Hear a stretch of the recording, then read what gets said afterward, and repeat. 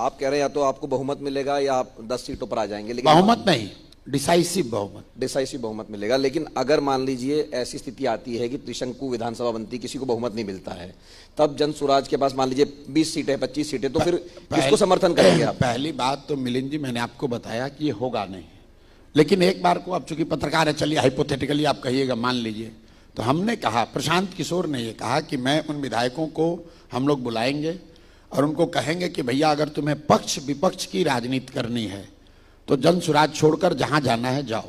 हम लोग तो सड़क की राजनीति करना चाहते हैं, समाज की राजनीति करना चाहते हैं। मेरी कोई दिलचस्पी नहीं है कि 15-20 विधायकों को लेकर मैं पक्ष या विपक्ष में बैठूं।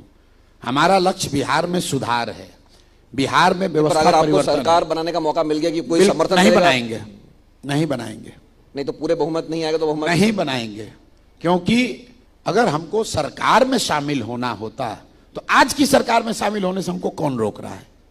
हम आज शामिल हो जाए, बिना किसी विधायक के लोग हमको मंत्री बना लेंगे। जो काम हम लोग बिहार में करना चाहते हैं वो तभी संभव है जब बिहार की जनता डिसाइसिव बहुमत दे। हम लोग सिर्फ सड़क नहीं बढ़ाना चाहते। अभी मैं आ रहा था तो कहीं पढ़ रहा था कि नीतीश कुमार ने अपना प्रचार लगाया है कि पिछले 20 वर्षों में सड़कें डबल हो गई। जन स्वराज की जो सोच है, अगले 3 वर्ष में इसको हम लोग डबल कर देंगे। 3 वर्षों में उतनी सड़क बनेगी जितनी 20 वर्ष में नहीं बनी है, और वो गठबंधन में नहीं संभव है।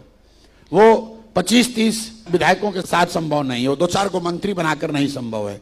जो विधायक मान लीजिए जीत कर आया, उसको मन है मंत्री बनने का, जाए बन जाए। हमारी कोई इच्छा नहीं मंत्री बनने की। हमको मंत्री बनकर, विधायक सांसद बनकर अपने लिए प्लेटफॉर्म नहीं बनाना है।